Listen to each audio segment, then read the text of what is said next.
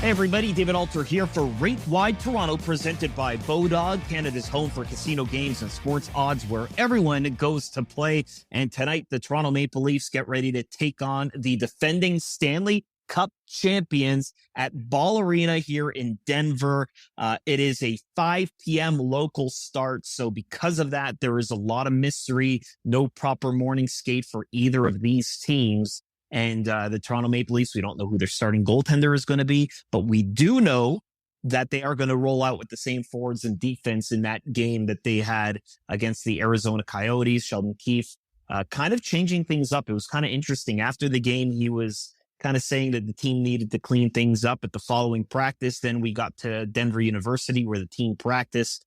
And he was like, well, the team's kind of tired. It was just more about kind of getting their legs. And this was kind of the pseudo morning skate because we're not going to have one the following day. So if the Leafs kind of look similar going into this game, it's because they really didn't get to do a lot of fundamentals at their skate. And it has been kind of a crazy trip. Not that the Leafs have had any sort of travel woes like a lot of people around North America have because they have their own charter, but they have had to do a lot of time zone crossing in a short period of time before wrapping up this 3-game road trip, which also went through St. Louis and went through Phoenix, Arizona, or Tempe, if I want to be more specific. The Colorado Avalanche are without a lot of key players, although there is word that Nathan MacKinnon might return to this game. Certainly that will be interesting. Cale Makar, of course, is going to be someone the Leafs are going to have to keep a close eye on.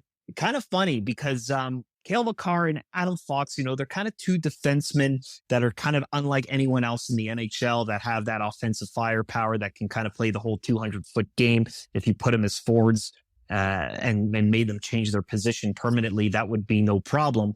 And so Mitch Marner's kind of that experimental defensive person. He was kind of saying a few days ago, he likes playing D, all that kind of other stuff. It's kind of why the Leafs are really doing that 5-forward first power play unit. It's not even necessarily that it's 5 forwards, it's 4 forwards and Mitch Marner, who's playing the defensive side of things because he can. So it's kind of going to be an interesting matchup to see how Cale Makar fares against Mitch Marner there. Of course, the Leafs have had their play kind of slip the last couple of games. Sheldon Keefe saying that they need to have a better playing standard going into this one.